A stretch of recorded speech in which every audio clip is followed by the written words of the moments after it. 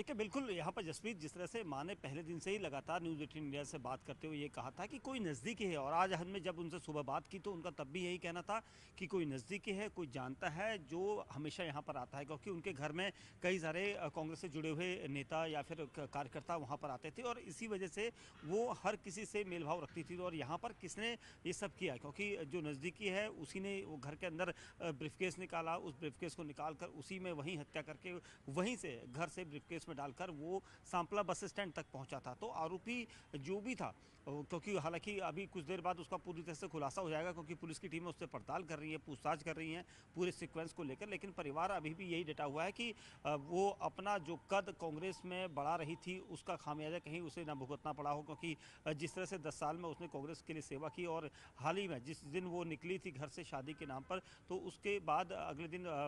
जो भूपेंद्र हुड्डा है उनका कार्यक्रम भी था, वहाँ पर भी उन्हें जाना था। लेकिन जिस तरह से हत्या हुई है उसके बाद अचानक वो गायब हुई, फ़ोन गायब हुआ, ज्वेलरी उसकी गायब हुई, तो कहीं ना कहीं इसके पीछे काफ़ी बड़ी साजिश होने लग रही है। ऐसा परिवार का ये कहना है कि सिर्फ वही हत्यारा नहीं, कोई और भी हो सकता है जो उससे ये सारी वजह चीज़ें करवा सकता है। तो फिलहाल पुलिस उसके हर बयान को ले रही है, जो आरोपी हमलावर पकड़ा गया है, क्योंकि उसने ये भी कहा है कि उसे ब्लैकमेल कर रही थी, ऐसा दावा उसकी तरफ से किया गया है। क्या पुलिस इस दावे की यहाँ पर पड़ताल करेगी, ये भी देखना होगा। साथ ही उसने ये भी कहा है कि वो काफ़ी पहले से जानता है, दोस्ती है, बॉयफ्रेंड जैसे शब्दों का इस्तेमाल किया गया है, तो उसके बारे में भी पुलिस उससे पूछताछ कर रही है। जी।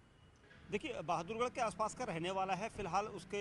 पूरी जानकारी पुलिस कुछ देर बाद प्रेस कॉन्फ्रेंस में बताएगी, लेकिन ये साफ तय हो चुका है कि वो उसका घर में आना जाना था और उससे बेहद नज़दीकी था, और यही वजह है कि जब वो घर पहुंचा, घर पहुंचकर उसने ब्रीफकेस निकालकर वहीं उसके गला दबाकर हत्या करने के बाद शव को उसी ब्रीफकेस में डाला। तो यानी बाहर का कोई भी शख्स नहीं था, और उनकी माँ का द्वारा जो बयान आया था उसमें भी उन्होंने यही कहा था कि उनके घर का पूरा जानकारी रखता है, उनके घर में आते जाते जाने वाला वो शख्स है और नज़दीकी था, और क्योंकि इसी वजह से वो भरोसा करती थी और उसके भरोसे का यहाँ पर कत्ल हुआ है जिसने भी इस पूरी वारदात को अंजाम दिया। वहीं उनकी माँ ने यह भी कहा कि अगर ब्लैकमेलिंग जैसी चीज़ें थी तो उनकी बेटी उन्हें ज़रूर बताती, क्योंकि उनकी बेटी कभी भी किसी से पैसा नहीं लेती थी, ऐसा दावा उनकी तरफ से किया गया था। वहीं दूसरी तरफ जो कांग्रेस नेता होने की बात उनकी आ रही थी कि काफ़ी तेज़ी से वो अपना कद बढ़ा रही थी रोहतक इलाके में, और कई कार्यकर्ता उनके घर में हमेशा आते रहते थे। तो उनकी पूरी सीक्वेंस लिस्ट भी पुलिस बना सकती है, इन्वेस्टिगेशन कर सकती है।